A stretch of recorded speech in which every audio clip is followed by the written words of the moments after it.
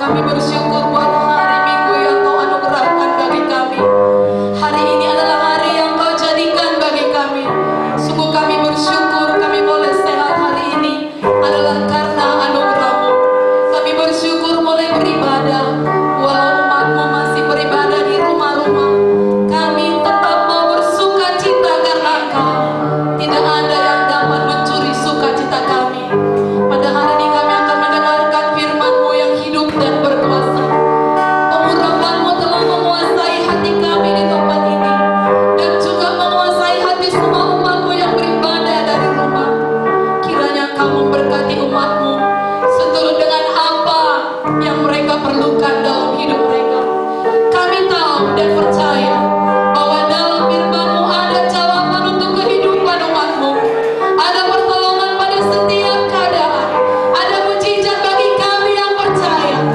Biarlah melalui firman-Mu kami menerima segala hikmat dan pengertian yang benar untuk mengetahui kehendak-Mu dengan sempurna, sehingga hidup kami layak di hadapan-Mu serta berkenan kepada-Mu dalam segala hal. Dan kami memberi buah dalam segala pekerjaan yang baik dan bertumbuh dalam pengetahuan yang benar tentang Engkau. Tidak ada yang sia-sia Tuhan. Di dalam nama Tuhan Yesus dan di dalam nama Yesus kami mengikat semua kuasa setan, semua roh jahat yang mengganggu jalannya ibadah kami. Di dalam nama Yesus semua ilah zaman yang membutakan mata rohani kami tidak berkuasa. Tinggalkan setiap umat Tuhan, tinggalkan semua yang mendengar firman Tuhan ini. Di dalam nama Tuhan Yesus, darah Yesus berlaku bagi kami semuanya. Kami percaya kuasa Roh Kudus bekerja sepenuhnya bagi kami semua yang mendengar firman Tuhan. Firman-Mu adalah kebenaran, kebenaran yang memerdekakan kami. Kami pasti diberkati. Dalam nama Tuhan Yesus kami berdoa, kami bersyukur, kami serahkan waktu-waktu kami ke dalam tangan pengasihan-Mu. Haleluya. Sama-sama kita katakan amin. Silakan duduk Bapak Ibu Saudaraku, baik yang di tempat ini maupun yang di rumah. Haleluya Bapak Ibu Saudaraku. Lebih semangat lagi. Haleluya Bapak Ibu Saudaraku. Yang di rumah, haleluya Bapak Ibu Saudara. Salam. Puji Tuhan. Ya, ini hari yang luar biasa, amin. Kita percaya tidak lama lagi kita bisa beribadah bersama lagi di tempat ini. Nah, Bapak Ibu Saudaraku, sehat semuanya? Sukacita semuanya? Luar biasa, ya. Firman Tuhan kepada kita pada hari ini, hidup mengandalkan Tuhan. Nah, Bapak Ibu Saudaraku, di tengah kesulitan yang kita hadapi saat ini, Tuhan menghendaki agar kita mengandalkan Dia. Kita menanti-nantikan pertolongan dari Tuhan. Dalam kehidupan ini memang kita tidak bisa lepas dari peran orang lain yang ada di sekeliling kita. Sejak lahir, bahkan sampai mati, setiap manusia membutuhkan peran dan bantuan orang lain. Betul saudaraku? Betul. Tetapi kita harus menyadari bahwa apa yang terjadi dalam kehidupan ini tidak selalu bisa kita duga sebelumnya. Orang yang kita harapkan untuk menjadi seorang kawan bisa jadi adalah seorang yang akan memusuhi kita pada suatu waktu. Dengan kata lain, apabila kita terlalu berharap atau terlalu mengandalkan manusia, maka kita akan kecewa. Memang kita butuh orang lain, memang kita butuh sesama, tetapi kita tidak boleh berharap atau mengandalkan manusia. Seringkali ada orang yang mengandalkan orang-orang yang kaya, yang diharapkan dapat memberikan pertolongan. Ada pula orang yang lebih mengandalkan jabatannya, koneksinya, popularitasnya, gelarnya, dan sebagainya. Dan yang paling diharapkan, saudara kekasih, pada masa ini, yang paling diandalkan manusia di zaman sekarang ini apa? Yaitu uang.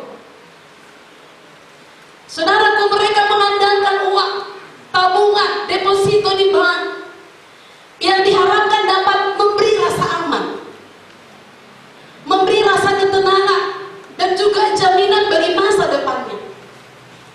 Mereka pun menempatkan uang sebagai segala-galanya dalam hidupnya. Apakah kita perlu uang? Perlu. Benarkah uang dapat menjadi sandaran hidup?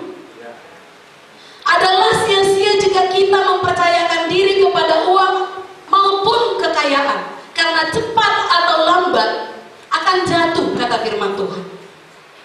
Amsal 11 ayat 28 berkata begini, siapa mempercayakan diri kepada kekayaannya akan jatuh, tetapi orang benar akan tumbuh seperti daun muda. Haleluya. Kita bisa melihat lebih jelas mengenai hal ini lewat kitab Yeremia. Apa yang terjadi kepada orang yang memilih untuk mengandalkan kekuatannya sendiri atau mengandalkan manusia, dan sebaliknya. Mari kita buka Alkitab kita dari Yeremia 17. Kita baca satu perikop ini ayat 1 sampai 18. Yeremia 17 ayat 1 sampai 18, kita bergantian membacanya, lumayan banyak. Saya mulai Yeremia 17 ayat 1 sampai 18, saya mulai. Dapat Bapak Ibu Saudaraku? Pergumulan Nabi oleh karena bangsa yang berdosa. Dosa Yehuda telah tertulis dengan pena besi. Wow, begitu dahsyat lah itu ya. Yang matanya dari intan terukir pada loh hati mereka dan pada tanduk-tanduk mesbah mereka. Silakan ayat 2.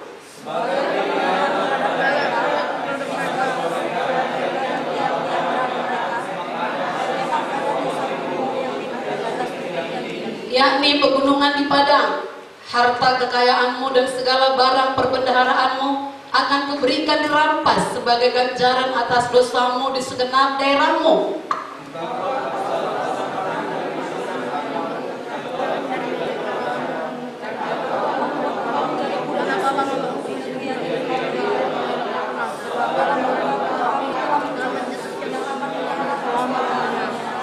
Beginilah firman Tuhan. Terkutuklah orang yang mengandalkan manusia, yang mengandalkan kekuatannya sendiri, dan yang hatinya menjauh daripada Tuhan.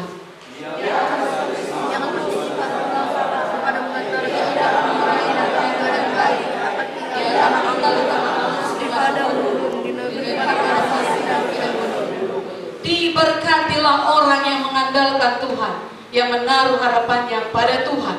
Ya, seperti pohon tanah untuk air, yang merambahkan akar-akarnya ke tepi batu air, dan yang tidak mengalami akarnya pasti, yang daunnya tetap hijau, yang tidak khawatir dalam tahun kering, dan yang tidak berhenti merasa keluar. Betapa liciknya hati, lebih licik daripada segala sesuatu. Hatinya sudah membatu, siapakah yang dapat mengetahuinya? Aku Tuhan yang memuji hati, untuk memberi balasan kepada setiap orang setimpal dengan tingkah lakunya, setimpal dengan hasil perbuatannya. Seperti ayam hutan yang mengerami yang tidak ditelurkannya, demikianlah orang yang menggaruk kekayaan secara tidak halal. Pada pertengahan usianya ia akan kehilangan semuanya, dan pada kesudahan usianya ia terkenal sebagai seorang bebal. Tata kemuliaan luhur dari sejak semula, tempat bait kudus kita, pengharapan Israel. Tuhan, semua orang yang meninggalkan Engkau akan menjadi malu. Orang-orang yang menyimpang daripadamu akan dilenyapkan di negeri, sebab mereka telah meninggalkan sumber air yang hidup, yakni Tuhan.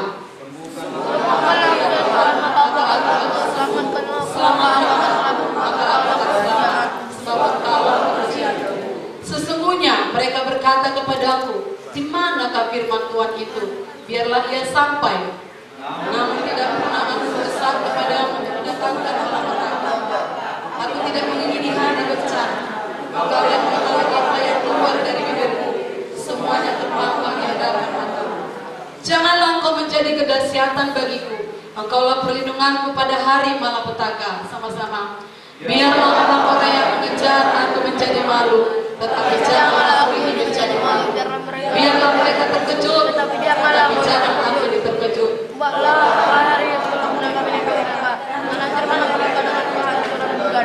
Nah, Bapak Ibu Saudaraku, Yeremia dipanggil Tuhan untuk menyampaikan berita penghukuman kepada bangsa Yehuda karena dosa yang terus-menerus mereka lakukan, yakni apa? Perzinahan rohani. Padahal Yehuda adalah umat pilihan Tuhan, namun justru mereka tidak mengandalkan Tuhan, melainkan mengandalkan bangsa-bangsa sekitarnya.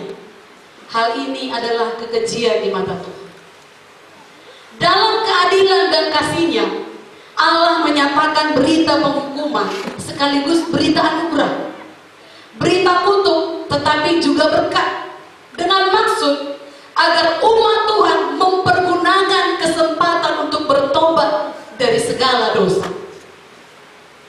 Allah menginginkan agar umatnya mengalami anugerah dan bukan penghukuman, mengalami berkat dan bukan kutuk, karena mengandalkan Tuhan. Yeremia menyaksikan sendiri bagaimana kehidupan iman dan perilaku keseharian umat Tuhan yang jauh dari kehendak Tuhan. Sangat disaksikannya. Yeremia menjadi yakin bahwa Tuhan akan menjatuhkan hukuman atas Yehuda. Sehingga jelas tadi dikatakan, Yehuda akan mengalami kerugian yang hebat yang disebut berasal dari Asyur dan Babel. Walaupun nubuat sudah diberikan, besar harapan Yeremia kiranya Yehuda bertobat. Haleluya. Kenyataannya justru mereka berpaling dari Tuhan, dan mereka berharap kepada Mesir untuk menjamin mereka dari rongrongan bangsa lain. Mereka lebih mengandalkan manusia daripada mengandalkan Tuhan. Nah, Bapak Ibu Saudaraku, mari kita lihat siapa yang terkutuk dan siapa yang diberkati. Dari ayat 5 kita ketahui, kita sudah baca tadi, bahwa yang terkutuk adalah mereka yang pertama mengandalkan manusia. Bangsa Yehuda mengandalkan kekuatan bangsa-bangsa di sekitarnya, yakni menyembah dewa-dewa asing seperti Baal dan Asitoret. Saudara kekasih, kenapa? Karena mereka merasa tidak puas dengan kehidupan yang mereka alami. Banyak juga orang percaya seperti itu. Banyak juga anak Tuhan seperti itu. Merasa tidak puas dengan Tuhannya, lalu menyimpang. Itu pertama yang terkutuk, yang mengandalkan manusia. Yang kedua, yang mengandalkan kekuatannya sendiri. Memang mereka memiliki kekuatan yang ekstra dan mengalami banyak mujizat yang luar biasa. Namun hal itu bukan membuat mereka bersyukur, tapi seringkali membuat mereka sombong dan mengandalkan kekuatannya sendiri. Pelajaran kepada kita, kalaupun kita punya kekuatan yang ekstra, kalaupun kita punya sesuatu yang luar biasa, itu semua karena berkat Tuhan. Jangan pernah menyombongkan diri. Siapakah yang terkutuk? Yang ketiga, yang hatinya menjauh dari Tuhan. Sesungguhnya ini merupakan hal yang paling mendasar, yakni hati umat Tuhan menjauh dari Tuhan.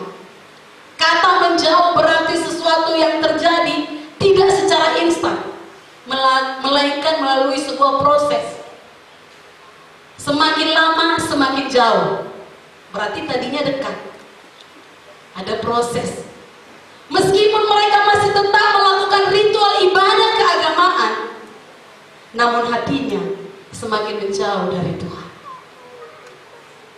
Bapak Ibu Saudaraku, mari ibadah kita jangan hanya simbol, tapi biarlah hati tetap dekat kepada Tuhan.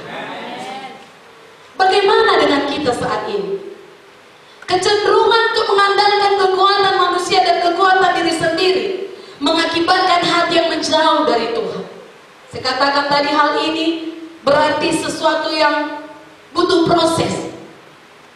Karena itu hendaknya kita tidak memberi peluang sedikit pun kepada dosa yang membuat kita menjauh dari Tuhan. Ini begitu tegas dan jelas. Ini merupakan peringatan yang sangat keras bahwa tiap orang yang mengandalkan manusia, yang mengandalkan kekuatannya sendiri, dan yang hatinya menjauh dari Tuhan, apa katanya tadi? Terkutuk. Istilah kutuk dari bahasa Ibrani aura, yang berarti kutuk. dijijikkan atau dijauhi oleh Allah. Bisa kita bayangkan kondisi ini. Apakah yang terjadi jika Tuhan jijik kepada kita? Kalau kita baca Amsal 1, nangis pun mereka aku dengar, katanya. Kira-kira begitulah kalau dia jijik. Tuhan menjauh dan tidak lagi peduli. Kenapa? Akibat kita merasa tidak membutuhkannya. Sikap tidak membutuhkan Tuhan nyata melalui mengandalkan manusia dan bukan mengandalkan Dia. Jangan sampai Tuhan jijik kepada kita. Haleluya, saudaraku.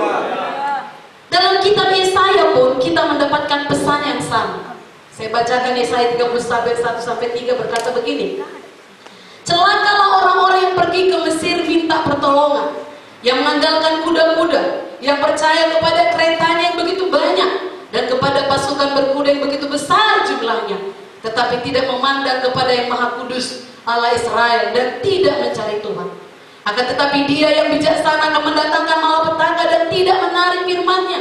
Ia akan bangkit melawan kaum penjahat dan melawan bala bantuan orang-orang lalim. Sebab orang Mesir adalah manusia, bukan Allah, dan kuda-kuda mereka adalah makhluk yang lemah, bukan roh yang berkuasa.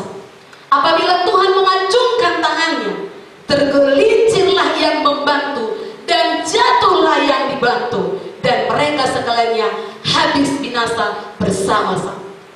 Wow, begitu mengerikannya kalau mengandalkan manusia.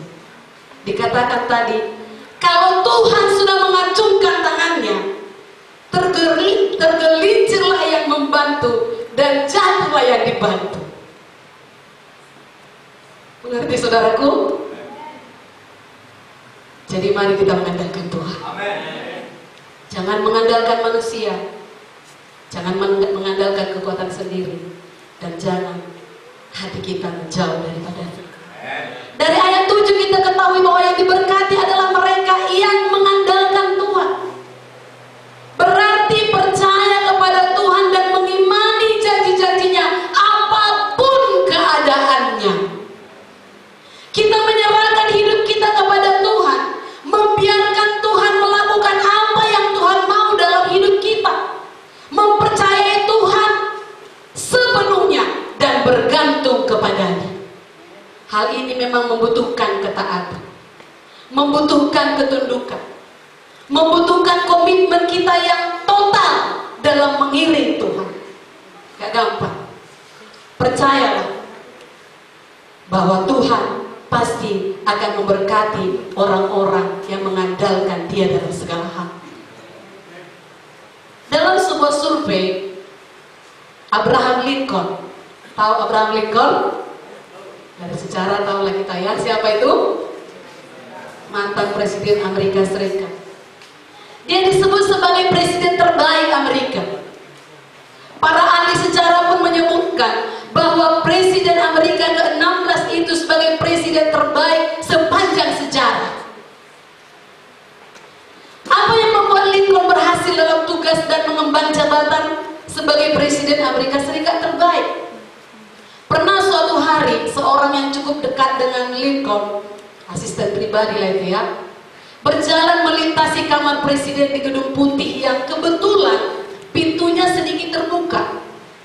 Secara tidak sengaja orang ini mendengar suara orang bicara di dalam kamar tersebut. Karena penasaran, dia berhenti sejenak dan mencoba melihat dan mengarahkan telinganya, siapakah orang yang sedang berbicara dan apa yang dikatakannya. Seketika itu terlihat dengan jelas sang presiden sedang berlutut di samping tempat tidurnya dan mengucapkan doa dengan sepenuh hati. Apa dia katakan? Tuhan Yesus, tolong saya untuk memimpin bangsa yang besar ini. Saudaraku, keberhasilan Abraham Lincoln terletak pada kesadaran dirinya untuk selalu mengandalkan pertolongan dan kuasa Tuhan. Itu sebabnya nama Abraham Lincoln terus dikenal sampai hari ini sebagai Presiden Amerika Bayangkan dia memimpin tahun 1809 sampai 1865. Sudah berapa abad? Namun sepanjang sejarah dituliskan dia yang paling berhasil. Karena mengandalkan Tuhan. Jauh sebelum Abraham Lincoln menemukan kunci keberhasilan hidupnya, Nabi Yeremia telah menuliskan nasihat serupa, bahwa diberkatilah orang yang mengandalkan Tuhan, yang menaruh harapannya pada Tuhan. Nabi Yeremia bersuara keras meminta Yehuda untuk tidak lagi berpusat pada penyembahan berhala atau jangan mengandalkan kekuatan sendiri. Mereka harus bertobat dan mengandalkan Tuhan agar kembali beroleh keberuntungan. Saudara kekasih, firman Tuhan hari ini kembali mengingatkan kita bahwa kita tidak dapat hidup mengandalkan kekuatan kita, mengandalkan keahlian kita, mengandalkan pengalaman hidup kita. Kita perlu merendahkan diri kita dan belajar untuk taat sepenuhnya mengandalkan Tuhan. Saudaraku, terkadang ada begitu banyak orang percaya yang berkata, aku mengandalkan Tuhan kok dalam hidupku. Namun di balik kalimat mengandalkan Tuhan, mereka menaruh harapan yang besar supaya Tuhan melakukan segala sesuatu sesuai dengan apa yang mereka pikirkan. Atau dengan kata lain, mereka selalu mau supaya Tuhan mengikuti keinginan dan hasrat hati mereka. Disinilah kesalahan banyak anak Tuhan dalam memahami pikiran Tuhan. Sebab segala sesuatu yang kita pikirkan itu menurut kita baik, namun apa yang Tuhan pikirkan sangat jauh berbeda dari apa yang kita pikirkan. Kita bisa menganggap apa yang kita pikirkan itu baik, tetapi bagi Tuhan, apa yang kita pikirkan itu bisa mencelakakan kita atau dapat merusak hidup kita. Itu sebabnya terkadang Tuhan tidak mengabulkan atau Tuhan tidak mau menuruti apa yang kita inginkan. Sebab Tuhan selalu memikirkan, merencanakan, bahkan merancangkan segala sesuatu yang terbaik bagi hidup kita. Jadi kalaupun Bapak Ibu Saudara sudah beriman 100%, sudah sangat yakin, sudah berdoa bertahun-tahun, gak ada lagi sepertinya kurangnya, tapi satu titik gak jadi, jangan stres, jangan berpikir Tuhan gak sayang. Berarti ada yang terbaik yang Tuhan sediakan. Sebab Yesaya 55 ayat 89 berkata, sebab rancanganku bukanlah rancanganmu dan jalanmu bukanlah jalanku, demikianlah firman Tuhan. Seperti tingginya langit dari bumi, demikianlah jalanku dari jalanmu dan rancanganku dari rancanganmu. Haleluya saudaraku. Jadi sebagai orang percaya, kalau kita berkata aku mengandalkan Tuhan dalam hidupku, itu artinya kita harus bisa menerima apapun keadaan hidup kita. Walaupun keadaan itu tidak seperti yang kita pikirkan atau tidak seperti yang kita inginkan, milikilah keberanian untuk mempercayakan hidup kepada Tuhan. Inilah yang disebut mengandalkan Tuhan. Berani mempercayakan hidup kepada Tuhan, walau jalannya memang sulit. Haleluya saudaraku. Jadi mengandalkan Tuhan itu harus disertai iman dan perbuatan, yaitu penyerahan diri. Itulah yang diberkati, yang mengandalkan Tuhan. Yang kedua, yang menaruh harapannya pada Tuhan. Amsal 23:18 berkata begini, karena masa depan sungguh ada dan harapanmu tidak akan hilang. Katakan, masa depanku sungguh ada dan harapanku tidak akan hilang. Yang percaya katakan amin. Masa depanmu tidak akan hilang, harapanmu tidak akan hilang, masa depanmu sungguh ada. Amin saudaraku. Beberapa minggu lalu kita sudah melihat bagaimana kunci kemenangan Daud. Daud bersikap selayaknya seorang anak kecil yang menggantungkan seluruh harapannya hanya kepada Tuhan. Ia boleh menjadi raja terbesar Israel, ia boleh menjadi orang yang karisma dan berkuasa di dunia. Namun di hadapan Tuhan, ia tampil dengan jujur. Apa maksudnya? Apa adanya. Jika ia mau menari, ia menari buat Tuhan tanpa mempedulikan status. Dikatakan 2 Samuel 6:14, dan Daud menari-nari di hadapan Tuhan dengan sekuat tenaga. Coba saya lihat dulu penyanyi-penyanyi di tempat ini menyanyi sekuat tenaga. Pemusik bermain musik sekuat tenaga.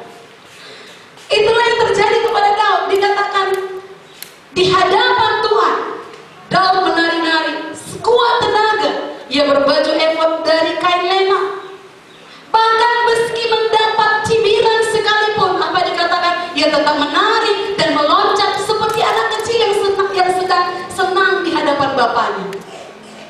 Kalau seorang ayah membawa hadiah kepada anak-anaknya, anak-anaknya melompat-lompat ke kiranan. Kira-kira begitulah Daud di hadapan Tuhan.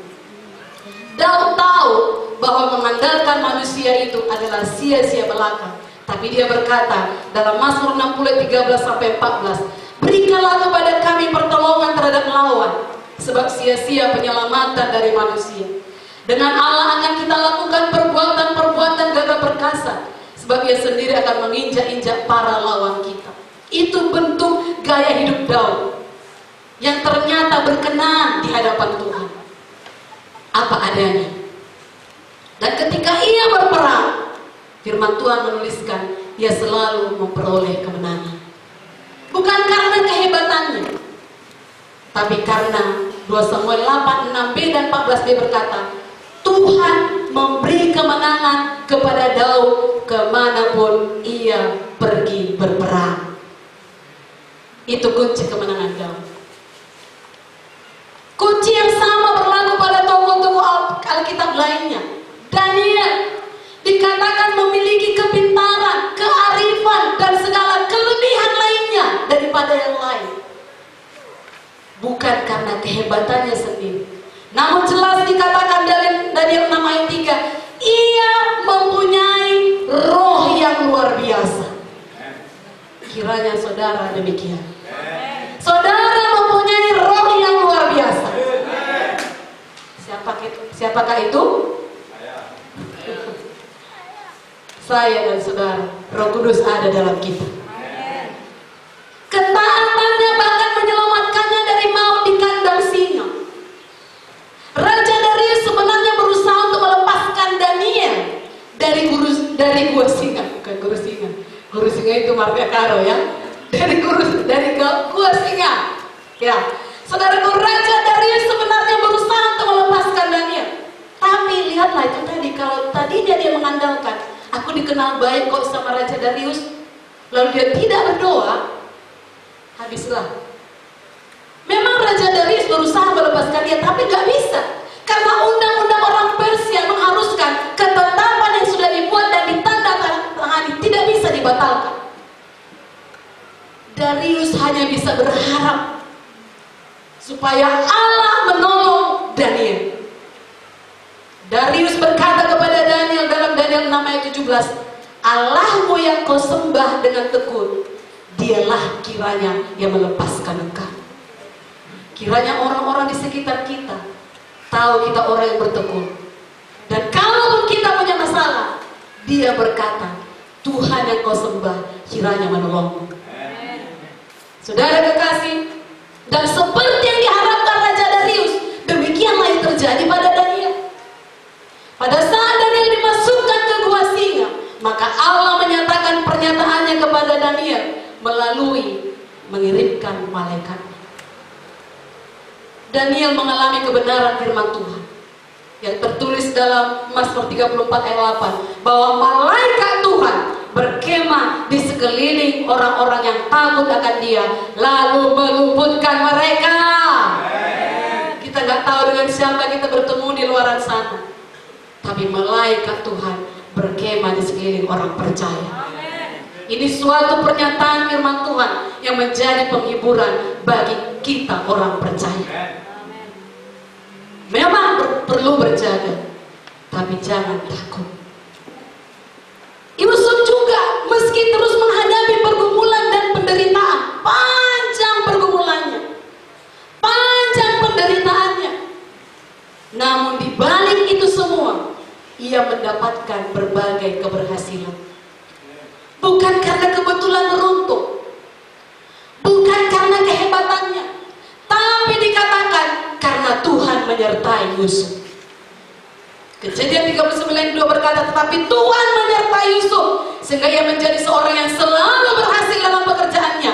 Maka tinggallah ia di rumah tuannya, orang Mesir itu.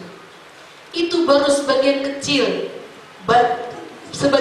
dari banyaknya tokoh Alkitab yang telah membuktikan bagaimana dahsyatnya jika kita hidup bersama Tuhan dan mengandalkan Tuhan. Memang kita bisa masuk, kita boleh masuk ke dalam pergumulan dan peperangan. Namun Tuhan menjanjikan kita bukan untuk kalah, melainkan untuk mencapai kemenangan. Demi kemenangan. Amin saudaraku. Dan kuncinya adalah dengan mengandalkan Tuhan secara penuh dan berharap kepadanya. Bukan sebagai alternatif terakhir. Banyak orang Tuhan, anak-anak Tuhan maksud saya, ya Tuhan itu sebagai alternatif terakhir. Setelah A sampai C dicari pertolongan gak ada, barulah Tuhan. Firman Tuhan hari ini bukan itu maksudnya. Tuhan itu bukan alternatif terakhir, tapi sebaliknya sebagai yang terutama. Tidak heran jika tokoh-tokoh Alkitab pada akhirnya mencapai kemenangan yang gemilang. Itu semua bukan karena kuat dan hebat mereka, namun semua itu adalah karena iman mereka yang percaya dan terus mengandalkan Tuhan dan menaruh harapan kepada Tuhan dalam situasi dan kondisi apapun. Jadi saudaraku, bersama Tuhan terletak kemenangan sejati. Oleh karena itu, jika kita memiliki kelebihan-kelebihan, janganlah menjadi sombong karenanya. Kalaupun ada teman, famili, keluarga kita yang memiliki kelebihan di dunia ini, jangan kita menjadi sombong. Sebaliknya, kalau memang kita memiliki banyak kekurangan, jangan pula menjadi rendah diri dan mudah menyerah. Ingatlah bahwa letak kekuatan sebenarnya bukan di tangan kita, namun ada di tangan Tuhan. Andalkanlah Tuhan, berharaplah padanya, berjalanlah bersamanya, melewati apapun, dan raihlah kemenangan yang gemilang dari setiap peperangan. Nah, selanjutnya perbedaan yang nyata, kehidupan yang terkutuk dengan yang diberkati. Tadi kita lihat dari ayat 6, kita dapat melihat kondisi hidup yang terkutuk. Dikatakan seperti semak mulus di padang belantara, tidak akan mengalami keadaan baik. Wow. Tinggal di tanah hangus di padang gurun di negeri yang tidak berpenduduk. Kesan yang cukup kuat dari kondisi ini adalah kehancuran hidup. Bisa kita bayangkan hidup di tanah gurun dan padang asing, seorang diri tanpa mendapat pertolongan, gak berpenduduk katanya. Demikianlah kondisi hidup orang yang tidak mengandalkan Tuhan. Namun dari ayat 8 kita dapat melihat kondisi hidup yang diberkati, seperti pohon yang ditanam di tepi air, yang merambatkan akar-akarnya ke tepi batang air, yang tidak mengalami datangnya panas terik, yang daunnya tetap hijau, yang tidak khawatir dalam tahun kering. Apakah tahun ini kering? Jangan khawatir. Haleluya. Dan yang tidak berhenti menghasilkan buah. Saudaraku, sungguh sebuah pemandangan yang kontras terlihat kepada orang yang mengandalkan Tuhan dan dengan yang mengandalkan kekuatannya sendiri atau yang bergantung kepada manusia. Kondisi kutuk dan berkat dikontraskan sedemikian rupa dengan tujuan agar umat Tuhan dapat membandingkannya. Jangan los aja gitu. Kenapa ini dibuat sangat kontras? Supaya anak Tuhan dapat membandingkan dan akhirnya memilih untuk hidup dalam berkat Tuhan dengan cara mengandalkan Dia dan berharap sepenuhnya kepadanya. Dalam masa sulit seperti sekarang ini, senantiasa kita diperhadapkan dengan pilihan ini, yakni hidup di bawah kutuk atau diberkati. Namun firman Tuhan ini memberikan dorongan kepada kita untuk menetapkan pilihan, pada kehidupan yang mengandalkan Tuhan. Amin saudaraku. Dimulai dari kita lahir baru, kita menempatkan Tuhan sebagai pertimbangan yang paling utama. Saya ulangi, bukan alternatif terakhir, tapi Dia pertimbangan kita yang paling utama dalam setiap langkah hidup kita. Umat Tuhan hendaknya menjadi teladan dalam hal ini, mengandalkan Tuhan, sehingga kita mengalami kondisi yang diberkati. Inilah kondisi yang baik, penuh damai sejahtera, dan menjadi berkat bagi semua orang. Orang yang mengandalkan Tuhan akan diberkati. Katakan amin. Istilah diberkati berasal dari bahasa Ibrani barak, yang berarti diberkati, berlutut di hadapan Allah, atau menjalin kedekatan yang sangat kuat. Istilah ini sama dengan yang dipakai dalam kalimat Tuhan kemudian memberkati Abraham. Tahu saudara, Abraham itu adalah sahabat Tuhan. Berarti orang yang diberkati itu orang yang dekat dengan Tuhan, yang menjadi sahabat Tuhan. Orang yang mengandalkan Tuhan akan diberkati. Ini berarti Tuhan mendekatkan jarak dengannya, Tuhan menjalin hubungan yang dalam dengannya. Mau? Memang firman Tuhan berkata, mendekatlah kepada aku maka aku akan. Itulah yang diberkati. Nah, Tuhan mengajarkan kita untuk tidak mengandalkan manusia. Kenapa?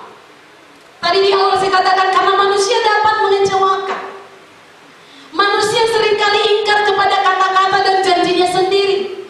Ada begitu banyak orang yang dengan mudah mengucapkan janji manis, namun semudah berjanji, demikian juga mudahnya lupa. Itulah manusia. Karena manusia memiliki kemampuan yang terbatas. Ada pula kenyataan orang yang berjanji kepada kita memang ingin sekali menepati janjinya, tapi apa daya, keadaannya tidak memungkinkan untuk menepati janji. Nanti ya, bulan 4 ku bayar hutangku, bulan 4 datang COVID-19. Gak ada daya. Itulah manusia. Jadi kalau kita sudah memahami bahwa manusia dapat mengecewakan dan manusia memiliki kemampuan yang terbatas, mengapa gerangan masih mengandalkan manusia? Haleluya. Padahal dengan jelas hanya Tuhanlah satu-satunya pribadi yang patut diandalkan. Karena Tuhan memiliki kriteria untuk dapat diandalkan. Apa kriteria Tuhan? Tuhan selalu menepati janjinya. Dia tidak pernah berbohong. Dia tidak pernah mengingkari janjinya. Dan Tuhan adalah pribadi yang maha kuasa. Kalau kita terbatas, Dia tidak terbatas. Tidak ada yang dapat membatasi kuasanya untuk menolong kita yang bersandar kepadanya. Tuhan dapat memberikan pertolongan meski seberat apapun masalah kita. Kapanpun dan dimanapun kita perlu pertolongannya, Dia dapat menolong. Karena itu, marilah kita menjadi pribadi yang mengandalkan Tuhan. Haleluya saudaraku. Tahukah saudara, orang yang mengandalkan manusia, ia akan semakin dekat dengan manusia, tetapi jauh dari Tuhan. Saudara kekasih, Amsal 21 ayat 1 berkata, hati raja seperti batang air di dalam tangan Tuhan, dialirkannya kemana ia ingin. Ini raja berarti penguasa. Sekarang ini misalnya, kepada siapa kita berurusan? Kepada pemerintahkah? Kepada lesingkah? Kepada majikankah? Kepada orang yang memiutangi kita kah? Itu termasuk penguasa di sini. Karena dikatakan orang yang memiutangi menjadi penguasa terhadap yang berhutang. Jadi firman Tuhan ini termasuk di dalam. Nah, saudara kekasih, tidak peduli sekejam apa orangnya, tidak peduli semarah apa itu, saudara kekasih, datang pada Tuhan. Jangan marah pada orangnya. Masa sekejam itu dia? Masa ini kan situasi tidak baik, kok menuntut begitu? Ah, pemerintah ini pun katanya begini di televisi, tapi apa nyatanya di bawah ini? Gak ada. Merepet, marah dan marah, menuntut Jangan. Datang pada Tuhan. Tuhan yang sanggup mengubah hati penguasa tersebut. Tuhan yang sanggup mengubah hati raja. Tadi dikatakan, saudaraku, hati raja seperti batang air. Hati penguasa itu seperti batang air di dalam tangan Tuhan. Dialirkannya kemana ia ingini. Datang kepada Tuhan dan katakan kepada Tuhan, jangan marah, jangan menuntut, tapi berdoa. Tuhan, jamah dia. Tuhan sanggup mengubahkannya. Apakah itu pemerintah? Apakah itu dosen? Apakah itu guru? Apakah itu orang yang saudara berhutang kepadanya? Haleluya. Nah, selanjutnya, cara kita mengandalkan Tuhan dalam hidup kita.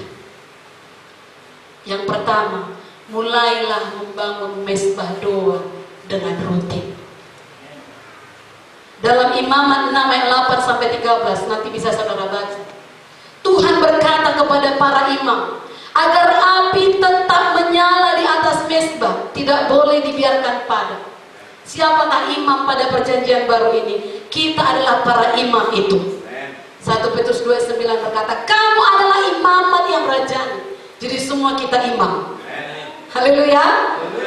Kalau kita bisa membangun kehidupan mezbah doa yang rutin, Tuhan akan membangkitkan kita menjadi raksasa rohani yang luar biasa.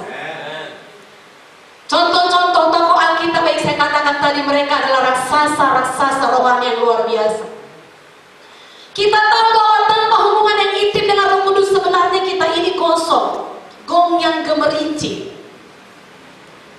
Itu sebabnya kita sangat didorong. Kami tidak bosan-bosannya, tidak jemu-jemunya mengingatkan supaya saudara semua, kita semua membangun persekutuan yang intim dengan Tuhan melalui doa dan pembacaan firman Tuhan. Doa dan firman tidak bisa dipisahkan. Setiap hari, amin saudaraku. Tidak bisa sekali seminggu. Kita nggak bisa hanya mengandalkan saudaraku sekali seminggu. Tidak. Kita bisa melihat Tuhan Yesus teladan yang sempurna bagi kita semua. Bagaimana ia terus-menerus membangun hubungan yang intim dengan Bapanya waktu dia masih sebagai manusia. Dikatakan pagi-pagi benar, ketika hari masih gelap, Tuhan Yesus sudah duduk diam di bawah kaki Bapa. Kemudian siang hari di tengah-tengah kesibukannya melayani orang-orang yang membutuhkan mujizatnya, Tuhan Yesus melepaskan diri dari keramaian dan datang bersekutu kepada Bapanya. Dituliskan lagi malam hari ketika kebanyakan orang sudah tidur, Tuhan Yesus menyediakan waktu khusus bersekutu dengan Bapa. Begitu juga dengan kehidupan Daud, tokoh Alkitab raksasa rohani tadi. Dikatakan dalam Alkitab bahwa Daud, dalam sehari Daud memuji-muji Tuhan 7 kali. Kemana 7 kali? 7 kali. Saudara kekasih, Mazmur 119 ayat 164 menuliskan 7 kali sehari. Jadi nggak cukup sekali seminggu, amin. Ini artinya Daud memiliki persekutuan yang konsisten dan terus-menerus dengan Tuhan. Memang sepanjang hari, tapi dituliskan 7 kali sehari ia memuji-muji Tuhan. Demikian juga dengan Daniel, 3 kali sehari Daniel berlutut berdoa serta memuji Tuhan, walau dalam situasi apapun. Itu di Alkitab. Smith Wigglesworth, seorang hamba Tuhan yang dipakai Tuhan pada zamannya, berkata, saudaraku, memang dia tidak berdoa lebih dari 15 menit. Tetapi ia tidak pernah melewatkan 15 menit dalam hidupnya berlalu tanpa berdoa. Jadi tiap 15 menit tahu dia bahwa aku belum berdoa. Berdoa dia. 15 menit berikutnya berdoa lagi. Dia sangat dahsyat dipakai Tuhan pada zamannya. Tidak heran jika orang-orang besar yang dipakai Tuhan luar biasa itu memiliki kehidupan roh yang kuat, mantap, dan penuh kuasa. Haleluya. Itulah sebabnya mengapa penting sekali bagi kita untuk terus-menerus membangun persekutuan yang intim dengan Tuhan. Namun kendala yang terjadi di banyak kehidupan anak-anak Tuhan sehari-hari adalah seringkali lupa bersekutu dengan Tuhan karena disibukkan berbagai macam hal yang harus dikerjakan sepanjang hari.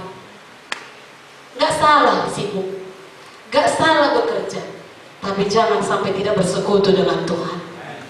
Melalui firman Tuhan ini kita diingatkan kembali supaya kita senantiasa membangun persekutuan yang intim dengan Tuhan terus menerus sepanjang hari, walau dalam kondisi apapun.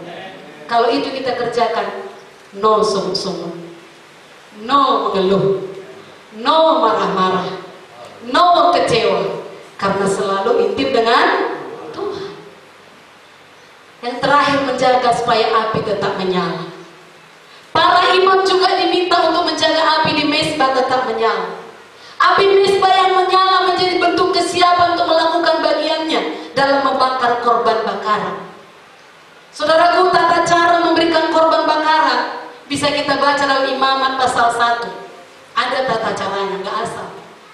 Korban bakaran dikategorikan dalam 3 jenis. Ini pun nggak semua disamakan. Dikatakan berupa lembu sapi, kambing domba, dan burung sesuai dengan kemampuan umat Tuhan. Ada aturan dalam memperlakukan korban bakaran, kriteria korban yang layak, bagaimana menyembelihnya, hingga bagaimana mempersembahkannya semua. Atur dalam Imamat pasal 1. Mengapa diatur sedemikian rupa? Apakah Tuhan membuat sulit umatnya? Mengapa api dijaga tetap menyala? Apakah Tuhan itu semacam birokrat yang sering mempersulit sehingga membuat berbagai syarat bagaimana persembahan korban bakaran seperti itu? Tentu Tuhan bukan mau mempersulit umatnya, tapi Tuhan mau mengajarkan sesuatu pada umatnya, yakni Tuhan menghendaki umatnya untuk fokus kepadanya. Amen. Usaha menyenangkan hati Tuhan adalah prioritas utama dalam ritual korban bakaran yang dilakukan. Pertanyaannya bagi kita saat ini, sudahkah kita menjadikan Tuhan sebagai fokus hidup kita? Sudahkah kita menjadikan Tuhan sebagai fokus dalam ibadah kita? Haleluya. Apakah menyenangkan hati Tuhan adalah prioritas utama kita? Dari sekian banyak hiruk pikuk kegiatan yang kita lakukan setiap hari, apakah memang Tuhan yang menjadi pertimbangan utama kita? Ada banyak hal yang terjadi mudah membuat kita berpaling dari Tuhan. Penting bagi kita untuk terus mengembalikan fokus kepadanya. Amin, saudaraku. Ibadah, fokus kita adalah Tuhan, bukan yang lain. Bukan untuk sembuh, walau memang itu janji Tuhan. Bukan untuk diberkati, walau memang itu janji Tuhan. Tapi pribadi Tuhan itu sendiri fokus kita. Haleluya. Ini diajarkan. Waktu merupakan pemberian terbaik kita. Apa dikatakan yang paling membosankan? Menunggu, karena perlu waktu. Padahal Tuhan Daud berkata, aku menunggu-nunggu. Syarat persembahan dan tata cara memberikannya yang rumit, menghendaki umat memberikan waktu yang banyak untuk melakukannya. Kesediaan memberikan waktu bagi Tuhan adalah tanda bahwa umatnya sungguh-sungguh mengasihi Tuhan. Jadi kalau misalnya waktu kita hanya 2 jam beribadah, itu pun gak fokus, itu pun gak sungguh-sungguh. Oh, kalau saya Tuhan itu udah saya tokok kepalanya. Itu kalau saya, tapi sabar kali Tuhan sama kita. Haleluya. Sering sekali kita tidak fokus. Dari mana kita tahu tidak fokus? Nanti ada masalah, merepet kita dulu. Gak langsung berseru, Tuhan tolong saya. Ada orang marah pada kita, langsung kita balas. Itu tandanya kita gak fokus. Gak kita dapatkan kekuatan Tuhan itu. Besarnya pemberian bukanlah ukuran, karena Tuhan memberikan alternatif yang meringankan. Tadi dikatakan lembu, turun lagi kambing, turun lagi burung. Namun waktu nggak bisa ditawar. Waktu untuk mempersembahkan semuanya sama-sama membutuhkan waktu. Saudara kekasih, jika barang yang kita berikan, suatu saat barang itu bisa diganti. Betul? Namun waktu yang kita berikan, maka waktu itu tak akan terganti. Karena waktu terus bergerak maju. Saudara kekasih, sudahkah kita memberikan pemberian terbaik kita? Yaitu waktu. Atau kita masih sering menghancurkannya untuk diri sendiri, atau hal-hal yang tidak berguna. Kalau kita buka handphone, kita mikir, sudah berapa lama aku bermain handphone ini? Pikirkan, apakah itu berguna atau tidak? Kalau jualan online, puji Tuhan. Kalau untuk melihat berita karena nggak sempat nonton TV, udah bagaimana sekarang keadaan negeri ini, puji Tuhan. Jangan buang-buang waktu. Memang ada masa jenuh manusia, ya, bosannya itu nanti. Tapi ada orang yang sudah sangat terikat, gak bisa bosan pula lagi dia. Tahan dia berjam-jam. Jangan buang-buang waktu.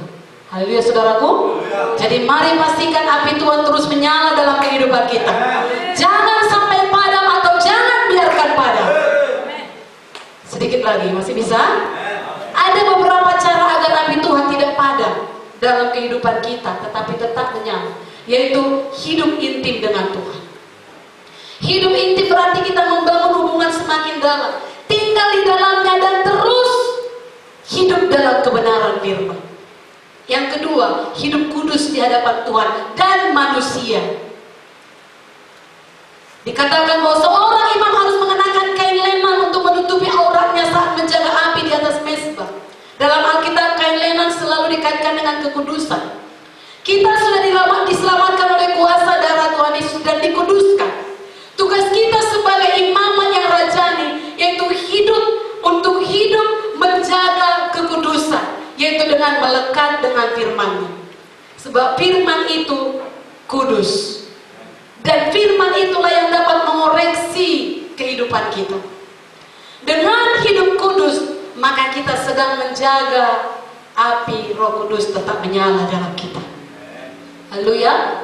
Buanglah semua dosa, segala kekotoran, kata firman Tuhan. Mezbah pembakaran ini harus dibersihkan dari abu. Nanti baca Imamat 6 itu.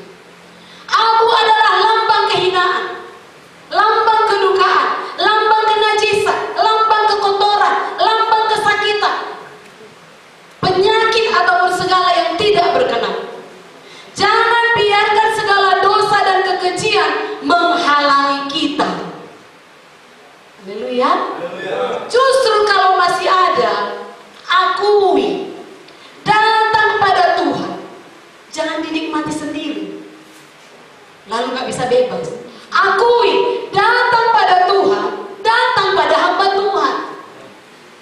Aku masih kotor, aku butuh didoakan. Kalau memang berdoa sendiri sepertinya belum mampu, saudaraku, lalu hiduplah dalam pertobatan. Semua sudah diselesaikan oleh Kristus di kayu salib. Jangan lagi hidup di bawah perhambaan iblis. Amin saudaraku.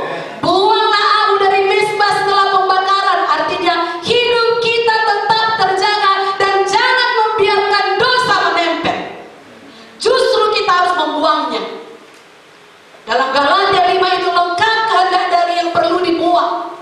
Itu mengingatkan kita agar kita membuang segala sampah yang mengotori hidup kita, agar tidak ada yang mencamirkan hidup kita dan api Roh Kudus terus menyala. Dosa yang membuat tidak menyala lagi, gak ada yang lain. Ditekankan bahwa bangsa Israel harus memenuhi panggilan keimaman mereka dengan cara hidup suci secara rohani dan moral, terpisah dari bangsa-bangsa lain dan taat kepada Allah. Demikian juga sekarang kita imamat raja. Pisahkan dirimu dari dosa. Amin. Bersedia mempersembahkan korban. Kenapa?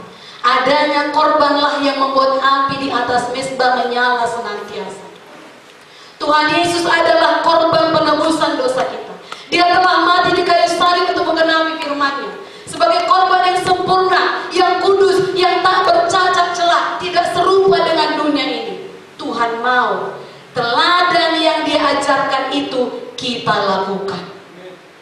Dalam mengiring Tuhan, pasti ada harga yang harus dibayar. Itulah salah satu tadi, waktu untuk berdoa, waktu untuk baca Alkitab, waktu untuk melayani. Itu korban yang membuat api tetap menyala. Harus ada korban supaya bisa menyala, nggak bisa enggak. Apa yang penting bagi kita selama ini, namun kita rela untuk mempersembahkannya kepada Tuhan. Itulah korban yang membuat api tetap menyala. Seperti saya katakan tadi, waktu kah, uang kita kah, hobi kita kah, dan lain sebagainya. Bagi kita sangat berharga. Belajar mengorbankannya untuk api tetap menyala. Amin, saudaraku. Api yang tetap menyala di mezbah menjadi simbol kesetiaan imam dalam menjaganya. Itu juga menjadi tanda bahwa mereka tetap bersemangat melayani Tuhan, tetap bersemangat beribadah kepada Tuhan. Haleluya. Sebab jika tidak, kita hanya akan menjadi orang Kristen yang biasa, orang Kristen yang dingin. Kalau nggak menyala, dihinggapi lalat-lalat. Kalau kekristenan yang dingin, berbagai macam akan datang pencobaan, berbagai macam akan datang penyakit. Jangan mau dingin, menyala. Orang Kristen yang tidak ada lagi kegairahan melakukan sesuatu bagi Tuhan, itu dingin. Saudaraku, sangat berbahaya. Jangan mau. Ketika kita sudah diperhadapkan pada situasi yang sulit, di sini dia. Sepertinya tidak ada jalan keluar. Pikiran berbicara, dari mana datang pertolongan? Terkadang di pikiran berkata-kata, kira-kira siapa yang bisa menolong? Ini cicilan rumah sudah mendesak, cicilan mobil, cicilan sepeda motor sudah mendesak, utang sudah ditagih, anak sakit, dari mana biaya? Saat-saat inilah diuji siapa yang kita andalkan. Haleluya, saudaraku. Saudara kekasih, kalau makin lama dibiarkan, maka akan menimbulkan penyakit. Makanya di rumah sakit banyak penyakit asal mulanya dari pikiran, karena stres. Semua yang saya sebut tadi, apakah mendesak? Jangan stres. Pilih mengandalkan Tuhan. Tuhan akan memberikan jalan keluar. Banyak anak Tuhan memang suka mendengar firman, suka mendengar lagu-lagu rohani, suka dia, tapi mempraktekkannya dalam kehidupan sehari-hari, dalam usahanya, dalam pendidikannya, dalam pekerjaannya, dalam pelayanannya, hanya sebatas suka. Tapi kalau dosa menawar, ada tawaran dosa, jatuh dia.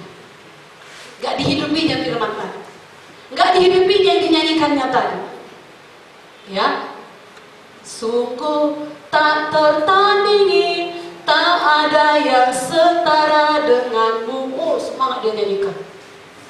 Tapi pilihannya selalu dia pilih yang tertandingi.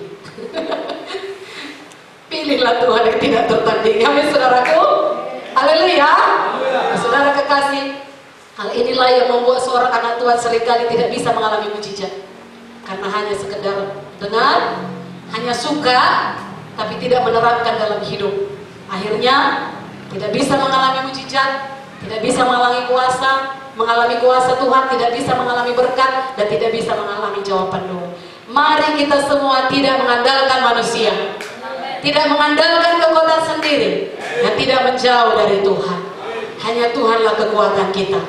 Dia dapat dipercaya, perkataannya benar adanya, janjinya pasti akan digenapi. Haleluya. Adalah sia-sia menggantungkan harapan hidup kepada manusia dan segala yang ada di dunia ini. Kekayaan melimpah takkan sanggup menolong dan menjamin hidup kita. Tanpa disadari seringkali kita berjalan dengan kekuatan sendiri karena merasa mampu, pintar, kuat, dan berpengalaman. Kerap kali ketika menghadapi masalah berat, yang timbul di hati dan pikiran adalah mencari pertolongan dari sesama. Jangan. Kesimpulannya, jagalah terus api Roh Kudus tetap menyala dalam hidup kita. Saat api itu terus menyala, maka kita dapat menjadi berkat, walau dalam situasi sulit. Jadilah berkat bagi semua orang yang ada di sekeliling kita.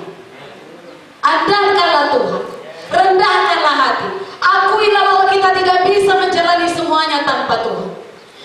Mintalah Tuhan bertahta atas hidup kita, menuntun seluruh hidup kita.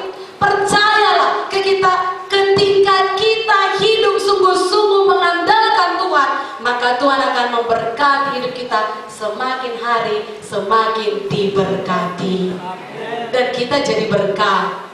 Bahkan bagi orang-orang dunia yang tidak percaya pada Tuhan Yesus, karena kita dilihatnya jadi berkat, itu menjadi Injil yang menyelamatkan mereka. Amin, saudaraku. Mari kita bangkit berdiri.